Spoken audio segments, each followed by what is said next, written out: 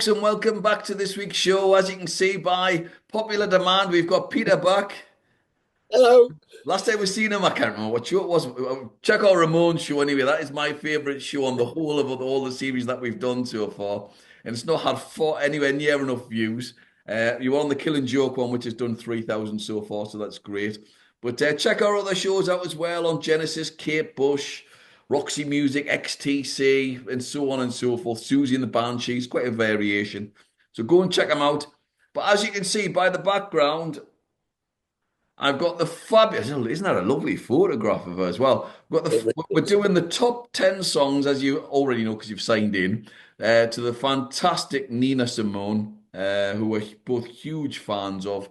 And we're just going to dive straight into it. So before we do any of the ranking and stuff, Peter, our top 10, which seems to be an impossible thing to have done. And I have to mm, say, it's been one of the most enjoyable sort of oh, setups in terms of listening to the tracks, which I do on a regular basis anyway, but just doing a bit more deep dive. Oh, what, just brilliant. Love it. So, mm. Peter, before we start, how did you get into Nina Simone? Okay, I came to this quite late. It was when Eels did a cover of Feeling Good. Wow, that's very late. Yeah, yeah. I remember hearing her on the radio, and but it was never when I was younger, it wasn't music that I would have sort of invested in. My dad used to play Dinah Washington a lot. Right. Um, so it was more sort of that vibe in our house. Um, but yeah, so it was a little bit later when I was that bit older that suddenly, yeah, I heard Feeling Good, and I'm like, this is amazing, and decided just that, like, okay, I need to focus my attention on this. And so I started listening, well, quite obsessively, really, you know. And yeah, here we are. I don't know when that was. I mean, I know kind of where I was living. I think it was about 97, something like that. So I think Right. Okay, well, maybe later.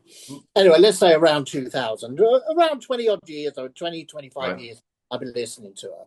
So but yeah, yeah, amazing. Just Yeah, incredible. mine was So about 85, I think. I remember hearing Pete Townsend do I Put a Spell on You, the old Screaming Jay Hawkins song, and I sort of checked it out, and then I heard her version and thought that was unbelievable. I mean, yeah. years later, I went to cover it with my old blues band. We used to do that on a regular basis. But I was mesmerized by her voice. And then, of course, My Baby Just Cares for Me came on as on, I think, was it an old Levi's song? Yes, And it was a yeah. big, it was a massive hit in the UK. We'd never go, oh, I don't know her, don't really know her. And then obviously Feeling Good as well. I think may have came out as well. Feel free to correct me in the comments, folks, if I'm wrong. I just thought, wow.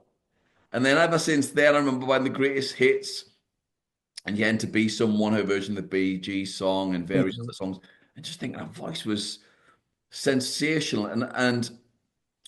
I think on a Sunday, I think Nina Simone and Aretha Franklin are possibly the two artists I listen to the most on a Sunday.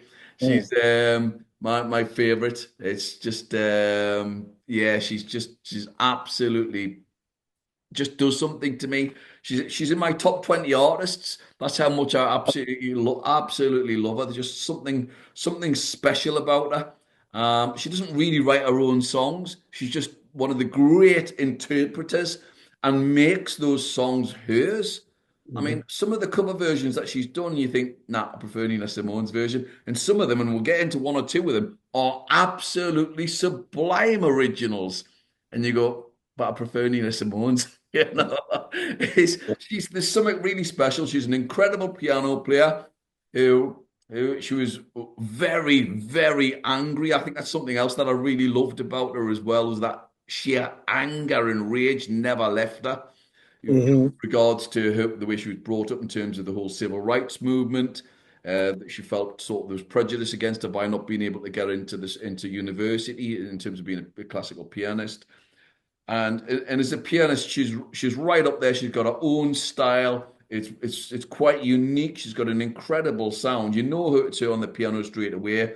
Elton John, massive fan of. I think he's got three pianos, and I know one of them's called Aretha and the other one's called Nina. I think the other one might be Dusty, actually, funnily enough. Oh, So the man's clearly got taste. And yeah, it's this. She's just magnificent, folks. If you've never heard of her, go and check her out. So we're going to do our top 10. We'll do an honourable mentions at number two, just up number two or one. There's been so many we had to chop out. It was just ridiculous. So, oh, Peter, what have you got at number 10? right. I have got Music for Lovers from Baltimore, the Baltimore album. Um, which when that album came out, it was evidently it was a bit of a commercial disaster, and she wasn't overly keen on it. But I think it's a lost treasure. It's a classic Nina song. It's evidently written by Bart Howard, who wrote "Fly Me to the Moon," and it's kind of it's that sort of feeling. Um, and it goes for me. It really harks back to the earlier part of her career. The production isn't massive. But it's got some lovely strings on it. It gives me one of my favorite of her albums is the amazing Nina Simone, Yeah, which is layered in strings, and like none of her big songs come from that album, and it's very much like it's one of those songs. Um, and it's just fucking classic Nina. Ooh, sorry. no, you It's feel just free. Feel free. it's just classic Nina, where she pounds the life from the piano. She's at war with the piano, and she gives the vocal, and she just smashes it, and she really lets it soar. It's a real builder of a song, it's got thunder coming behind it, Yeah. and yeah, it slays me. So yeah, love it. Number 10, Music for Lovers from Baltimore. Well, I've already talked about my number 10 because my number 10 is I Put a Spell on You, which is the old Okay. Screaming Jay Hawkins version. If you get a chance to watch him, by the way, please do. He was way ahead of other guitarists. He used to like play the guitar behind his head, doing the splits, playing the guitar. He had something through his nose. He was bonkers. Mm. Good player though. But she did this sumptuous version with the string arrangements on it. There's like almost like a laid back groove on it as well. I just think hers was recorded in '65. A voice and the strings are just so good. The space in her songs as well. There's so much said in the space. I think there's only the odd band free is the one that always reminds me of that. With her, she has that this just the space and so much is said without being said. And it's honestly, our voice is absolutely tremendous. I love the way she does the little refrain section at the end there, and she's like almost as some sort of. It's absolutely incredible. Go and check it out. Her vocals are absolutely remarkable. She's just got this unusual voice. Uh, Yeah, it's not like a soprano or anything like that. It's somewhere deeper, but she can go higher if she needs to. But it's very powerful. I would describe it as it's really grounded. What a voice! Yeah. So my number 10, I Put a Spell on You. It's brilliant. it, what I particularly like about her version of that song is that near the end she puts the emphasis on "because you're mine," Yeah. and she shifts it from being Yeah. like a creepy, Yeah. spooky "I put a spell on you" to being "I'm a stalker." Yeah. And there is a lot of our songs have darkness to them where they may sound quite Mm, happy, but there is that very dark edge on a couple of them, which I'm going to mention at some point. Uh, yes. Brilliant, Peter. What you got number 9 then? Right, number 9. I'm going back to the second album, The Amazing, and I've got "You've Been Gone Too Long."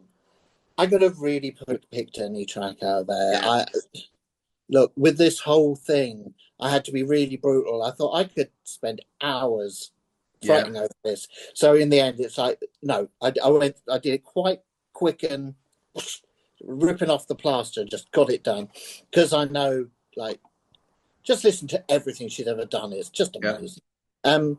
So yeah, you've been gone too long. What I like about that is that there's none of her hits on it, and her piano's lower in the mix, and there's loads of strings. It's a real big band sound, isn't it? That album, Yeah. and this one is quite. It's bordering on swing, um, and it's she still seems quite happy at this point. This is pre-politics and pre-fury, and certainly pre-heartbreak, etc. And it must have been, this was her second album, and it must have been exciting for her, and you can kind of get that, She like, does swing really well, though, doesn't she? Because she does a mm, great version of the Ray Charles song, "Love Me, Leave Me." There's a great yes, version of yes, that, yeah. yeah. When she wants to do that, and you've been gone too long is such a class version of that sort of thing. So yeah, check it out. Well, my number nine, I think it's from the High Priestess album, is some of the, I haven't written the albums down, sorry, sorry, folks. I've gone with "I Hold No Grudge." You're going to see a similar theme with a number of my songs here. It's about someone cheating on you and you forgive but don't forget. And I think that comes back to our sort of inner inner anger. But it could go to anybody. But again, it's dark. It's dark. The lyrics are really, they are really, really dark. There's a really sort of sinister element. But the song has got a real John Barry feel to it. It could be like a Bond theme. Mm, It really does have that sort of Bond, sort of Goldfinger from Russia with Love, sort of early 60s feel to it. yes. She would have been great as a doing a Bond theme. She would have done a fantastic version of "Say We've Got All the Time in the World," which was obviously brilliant anyway. But it's just a great song. Obviously, it's about break up a relationship. I hold no grudge, yet she clearly does, Yeah, yeah. which is the sort of whole point of it. It's brilliant. Please go and check it out. Fantastic. Pete, what you got at number eight? Number eight. Okay, this is probably in the wrong position, but I can't get into it now. Number eight, I've got Cinnamon from Pastel Blues. Oh, Now, the reason I've specified the albums is because for some of my songs, there are many, many yeah, versions. this is one of them. Yeah. Cinnamon, you can find a 3 minute version and you can find a 15-minute version. You never quite know yeah, live wise. Um, and it's one of her most iconic songs, I think. Um, and although it hasn't got any particularly political lyrics to it, it becomes in its existence political, and also the way she performs it.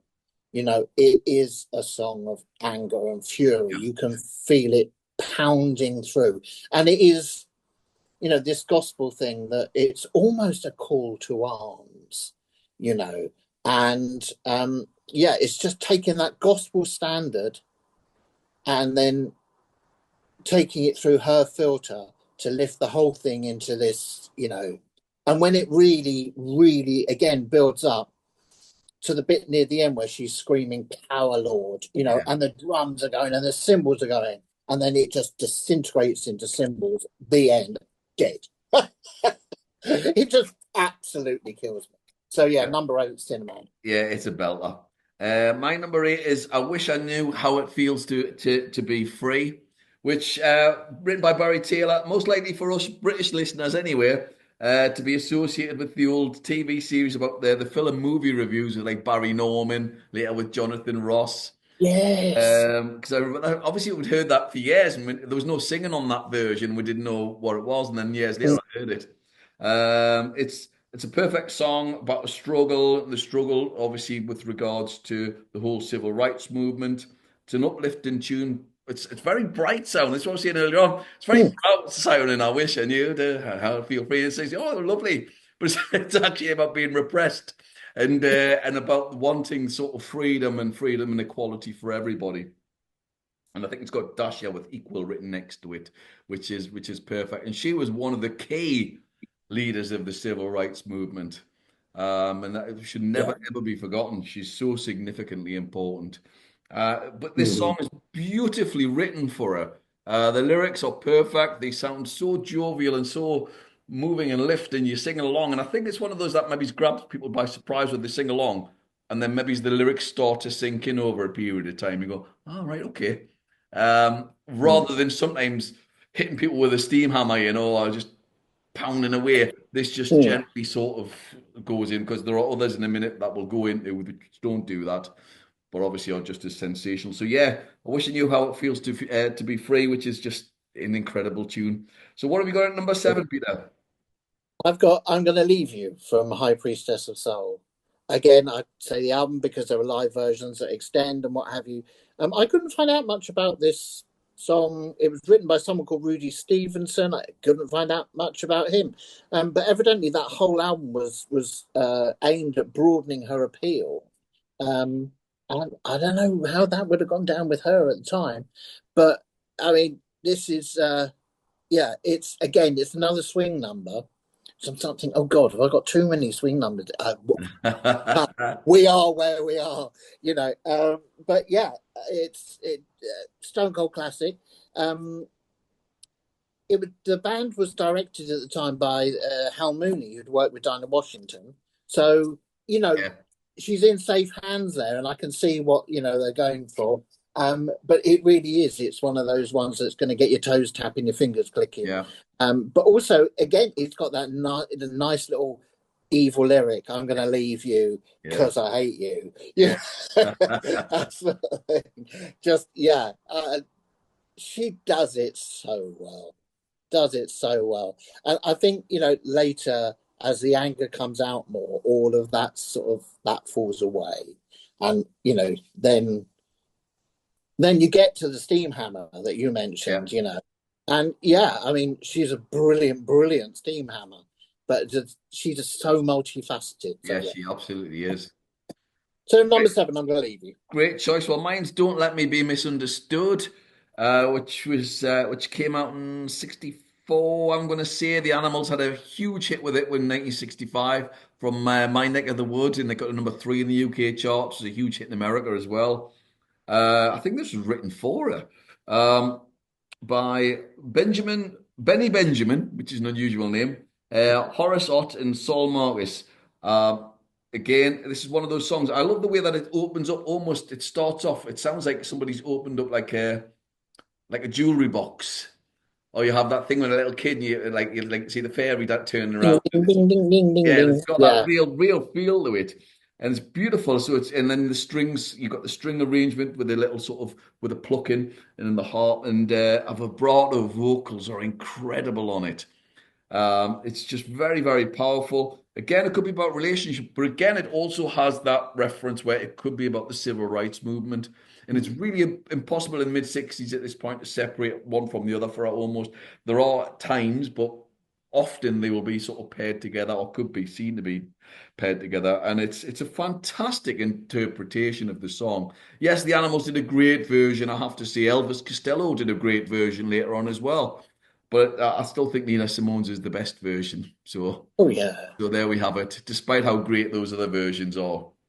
So what have we got at number six, Peter? I've got Wild as the Wind, and from the Wild as the Wind album, because she'd been performing this song like for donkey's Yeah, years, and there's an earlier version of it, but it's much shorter. And on the Wild as the Wind album, it's the full 7 minute, and it's it's her and the piano front and center. This song belongs to her. It does have a small backing band going on, but if they weren't there, it wouldn't affect the song that much. This is her, yeah, and yeah. you know, and it was the song itself was written for a film sung by Johnny Mathis, um, and I just can't imagine that. I haven't heard the Johnny Mathis I've not version, heard the Johnny Mathis version either. I didn't know that. and like, but I just can't see like because Bowie's covered it and the Associates covered it as well, and there's nothing like it's like, yeah, okay, it's a beautiful song in your hands, but there isn't that guttural howl behind it. See, this is That where I'm going to disagree because I think this is David Bowie's greatest vocal performance, as Wild as the Wind. Uh, okay, Okay, I mean, I I've got a can't say story. I'll let you do your bit, and then I'll tell you the story about it. I haven't listened to his version that many times because, like, it just didn't. So maybe I need to go back and listen to it. But also, this will come up again. Like this whole album was an album of outtakes, and oh my god, that's so annoying. And I'll tell you why later. So yeah, number six, "Wild as the Wind" Well, from the Wild story as the about Wind. Wales the Wind with David Bowie's version is it, he became very good friends with Nina Simone around about the station to station time, I think it was 75. And he knew she didn't have that much money at the time, so he wanted to give her some money. And he thought, I'll put one of her songs on the album. He didn't realize she didn't write it Oh until he no. recorded it. And he was going to put another track on the album. And I've heard different versions of this, so which one's true, I'm not quite sure. The one I read was that Frank Sinatra was recording nearby because they were both on RCA, and he heard Bowie's version of "Wild as the Wind" and told Bowie he had to put it on the album. So he put it on the album. When Frank tells you, I think you have to do it there and then. But Yeah. and I think it's his greatest vocal performance. I think it's just incredible. I think he does capture it really, really well. But there you have it. There's not many that do, but he's my favorite singer, as is Nina, as is Aretha. But yeah, it's an incredible version. Mad story, like. But Yeah. Yeah. yeah, but what a song! It's on my list. I didn't put it in, so it's in the honorable mentions, folks. My number six is I Ain't Got No, I Got Life, 68 single from my album Nuff Said. It's a medley of two songs, I Ain't Got No and I Got Life from the musical Hair. It's a great song. It's about black identity. It obviously about at the time of sort of all the discrimination going on. It's really joyous. It's one of the Mm. faster ones amongst my melancholy sort of songs that I've chosen. Maybe it's because that's the Sunday thing that I like when I listen to Nina often. But it's just really uplifting. It's really powerful. There's a sort of yes, it's from a musical, but it's she's able to interpret in a different sort of style and makes it really sort of, as I say, really, really joyous and uplifting. There's something really, really powerful about it in terms of the way that she does the vocal delivery. She's really Mhm. quite high on it at times as well. She really pushes Mm. her voice, so she can do all of that as well, and you just hear the passion seeping through. So yeah, that's my number six. Ain't Got No, I Got Life. Brilliant, brilliant song. What have you got at number five then, Peter?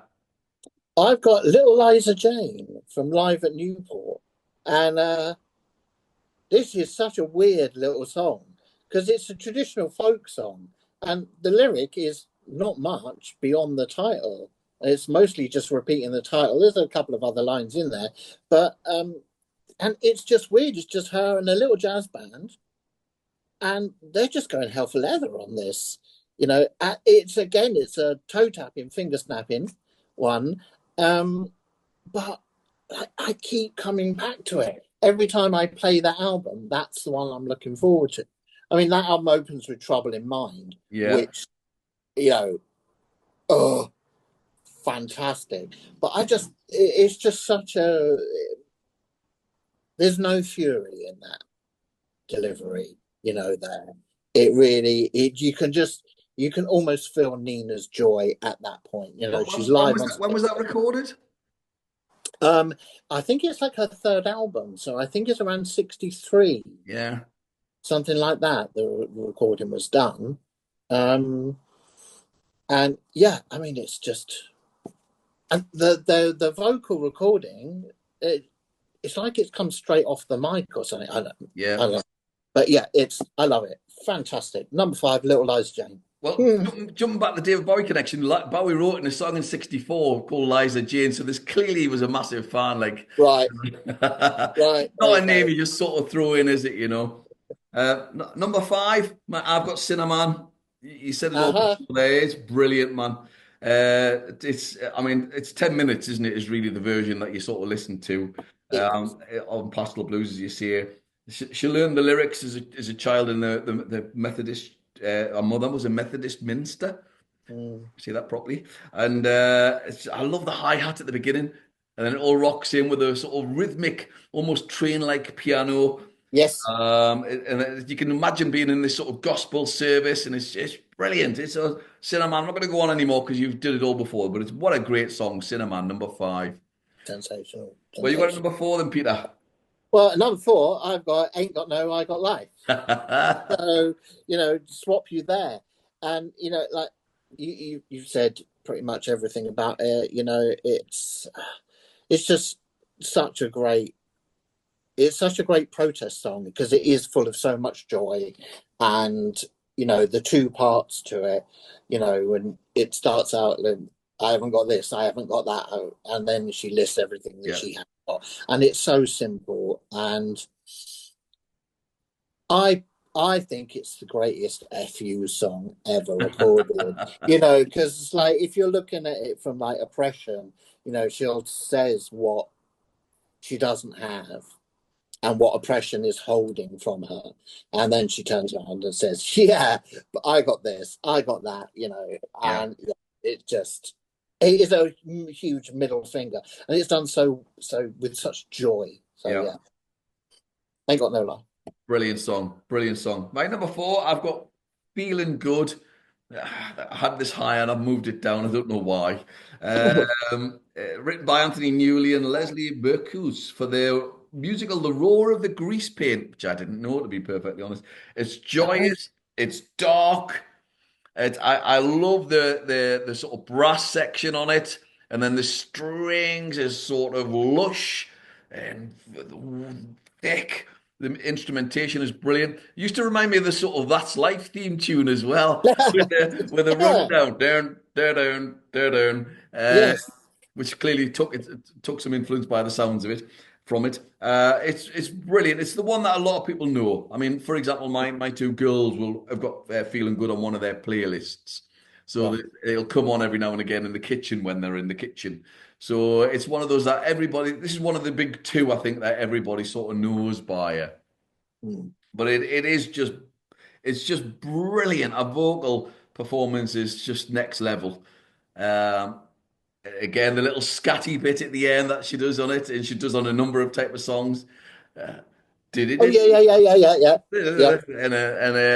it, and then she'll like drop down and up. Oh, voice, a control of her vocals is absolutely remarkable. She's an Mm. incredible singer. It's just one of the most it's one of the most recognizable songs as well. You could be Mm. in a pub and that goes on and you can see even go dun dun dun. Yeah. Everyone's singing along to it. It's one of them songs, isn't it? So Yes. yeah, it's brilliant. Feeling good, number four. So what have you got down for three, Peter? I've got Nobody Knows It When You're Down and Out from Pastel Blues. Classic You know, song. yeah. First Made Famous by Bessie Smith. Yeah. Um, this is one of her Nina's classic heartbreak songs. But even then, it's delivered with a swagger. It's actually quite when you think about it, it's quite rare for her to sink into total darkness. Wild as the Wind is definitely there, Yeah. and Black is the color of my true love's hair. Some of those songs are like, oh, don't listen to them when you're down because they'll take you further.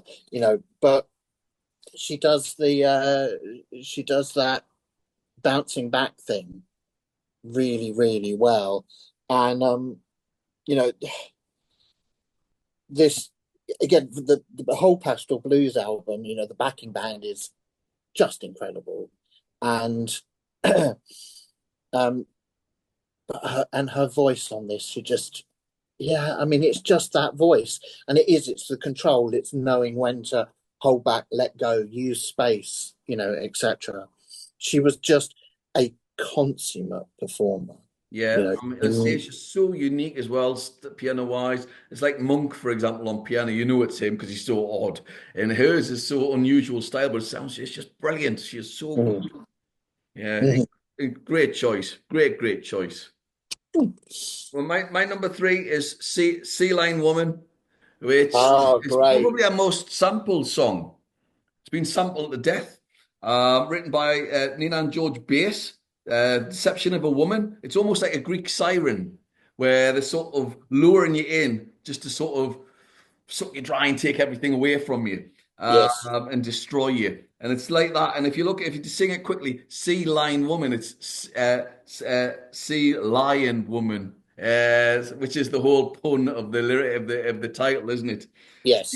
Sea Lion Woman. I love the hi hat at the beginning with the bongos, and then the flute's really cool. It's got a real classic funk groove, and you can see Mm. why this has been properly sampled. And I love the way it builds up and down, and it's very dramatic and be really long. There are some really long versions of it out Yes. there, but the groove and you hear everyone clapping along, and I forgot the guy's name now. I went to see him a few years ago. Oh, good God, it's really annoying. I can see him now with the afro and everything.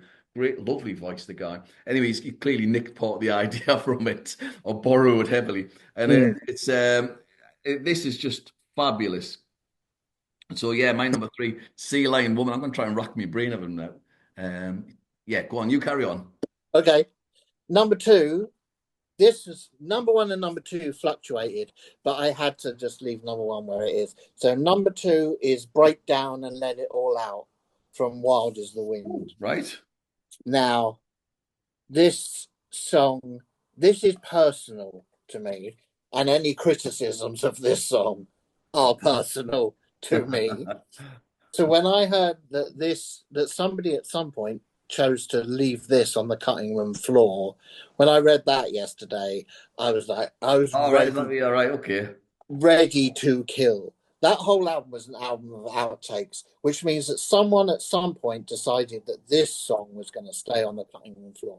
And I want to know who that is because, yeah, I am so unimpressed. I mean, this is it is all of the heartbreak, but again, it's as before. It's she does it with such tenderness and um, such like it doesn't matter. That sort of thing. It's like just break down and let it Yeah. all out. You'll be okay. And it really is that, and then the whole song just moves at a great pace, and it it's filled with joy at the same time as being, like it's just like Nina giving you a big hug and saying, "There, there, break down, let it all out." And I'm like, yeah. And there was a time when this song, like, I mean, it still means a lot to me, but there was a time when it really meant a lot to me. And yeah, yeah, just I could listen to this on repeat for hours, and I have done. So yeah, mental health song. Great stuff, though. Well, my number two is Strange Fruit, her version of the incredible Billie Holiday song, which Billie Holiday's version, by the way, is amazing, amazing. Let me just put this out there. And I love the fragility of Billie Holiday's version. This one matches it, in my opinion, in a very, very different way. So Billie Holiday's is brilliant. So please go and check it out, folks, if you've never heard it. Her voice is just beautiful and, as I say, very Mm. fragile. But I, I, I, I, I, I love the sort of the way she controls her voice. She does a drop on one of the words. I forgot the word now on the voice. Yeah, It drops down, and it's like, wow, yeah, it's amazing how she does it. Which to symbolize as for those who don't know, the whole song's about the lynching of black men, unfortunately, in the southern states of the USA. And Nina Simone is just so angry. You can hear the restrained anger at times, but then occasionally unleashes it on occasions, and she'll talk vocally at times, and then she'll do some notes, and then she'll drop down in her vocals, and it's amazing. It's one of the greatest vocal performances I've ever heard. Of the top 10, this is my top 10 sort of vocal performance by her because I think it is so incredible. The restraint on the piano at the end when it just drifts out very gently, it's really haunting. Haunting is definitely the word I've got.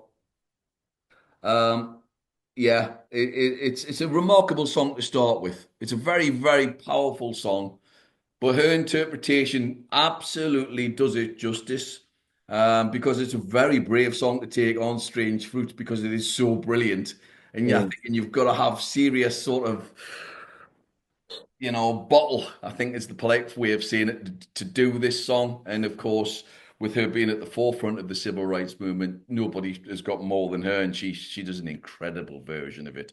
It's a remarkable version. So yeah, Strange Fruit could have been number one. It's just it's incredible. We've talked about this before because I think we talked Yep. about it in the Banshees show or Yes. something. Yeah, Yes. um, because um, because I wasn't sure about her version, and I have listened to it with a closer ear since. And I think I think it's such an uncomfortable song Yes. that I find myself too uncomfortable when listening to it, And I think Billie Holiday's there is the rage isn't bubbling so much in Billie Holiday's. Billie Holiday's is sadder, and Yes. it's kind of a bit more Yes, acceptable. I think that's fair actually. I think Billie Holiday is sadder. Nina's is angry. Yes, yeah, and she's like, it's like she wants you to be uncomfortable at Yeah. that time. That's why I She, could see this not being in a top 10 because it is so uncomfortable. And I have no problem with that. yeah, yeah, exactly. I mean, it is iconic, one of the most iconic songs ever written by Yeah. anyone ever. Yeah. Agree. And yeah, whoever performs it, well, yeah, yeah, you got to be someone. Anyway, so number one, am I? Yes. Yes, I am. I think I don't know. I think our number one might be the same because mine's Mississippi Goddam from In Concert. It's not. Okay, right. Well, there Yeah. you go. So yeah, I mean, this to me is everything. It's got all of Nina in it. I love the line when she says in the middle of it, "This is a show tune but the show hasn't been written for it yet." It's just it is the civil rights in a song. And look, I'm an old white dude. I'm choosing my words with care here. I don't want to be stepping on anyone's toes, but I think she got it, like this song had so much life and it still does. That's in some ways the sad thing is that it's still, it can make your blood boil, because it doesn't have to just be about the civil rights. If you take Oh that angle, no. you can transfer it to all sorts of other things. I mean, I didn't know this, but I read it doing my research that she used to change the line. Um, Tennessee made me lose my rest. At one point was Selma made me lose my rest.